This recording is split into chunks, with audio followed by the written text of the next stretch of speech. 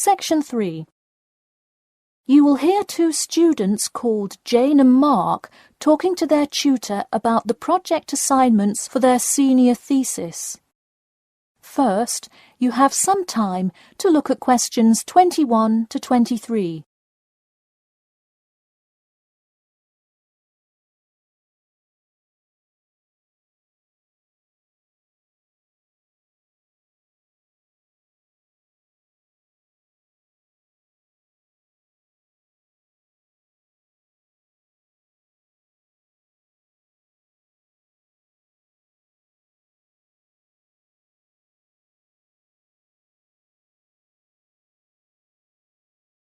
Now listen carefully and answer questions 21 to 23. So, you were both given your project assignments for your senior thesis today, right? Yes, and we already have to submit our topics next week. But how could they give us a grade this soon?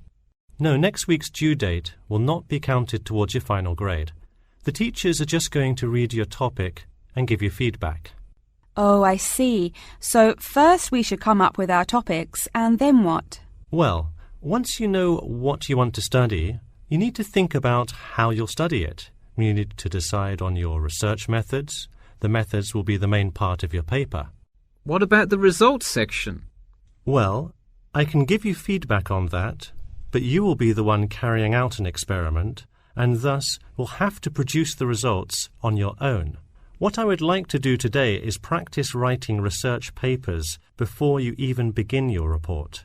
I'll give you samples of old data from past experience, and you can practice writing results and drawing conclusions. I think that would be really helpful. Yeah, it sounds like a lot of extra work, but I'm sure it would make our actual project easier. You're exactly right. So let's get started. First, let's try this simple experiment on fruit flies. Read the information and then take 25 minutes to summarize a results and conclusion section. That's really important. Pay attention to the time limit. OK, does it still have to be 6,000 words? No, don't worry about that. What if we get off topic? I wouldn't worry too much. You'll have so much information to write about that it should be easy to stay on topic. Before you hear the rest of the talk, you have some time to look at questions 24 to 30.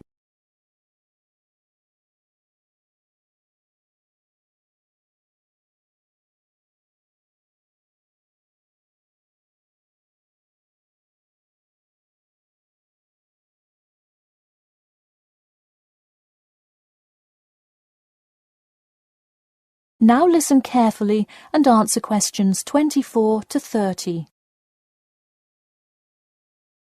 But what about other sources?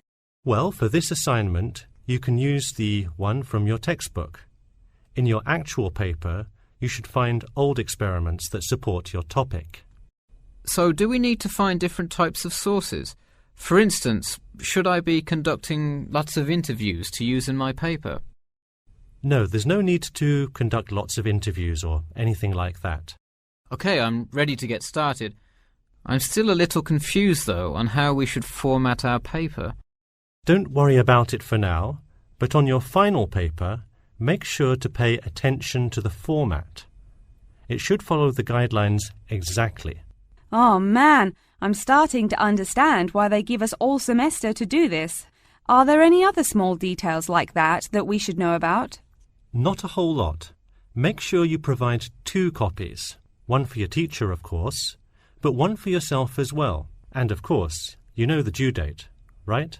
It's April the 11th, right? What? No, it's May 11th, right?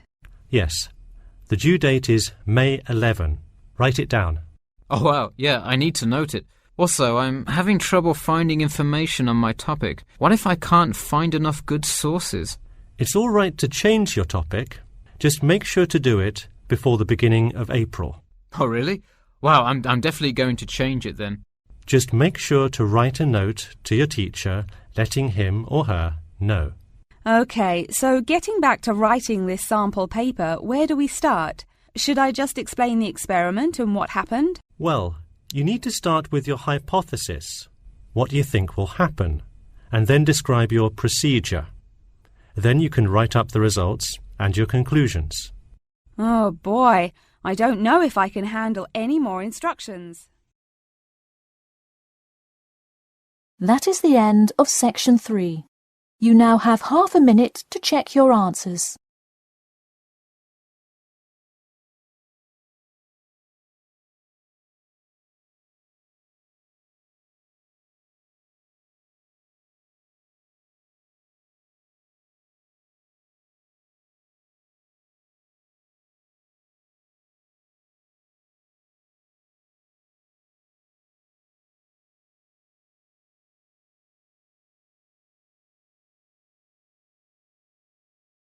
Now turn to Section 4.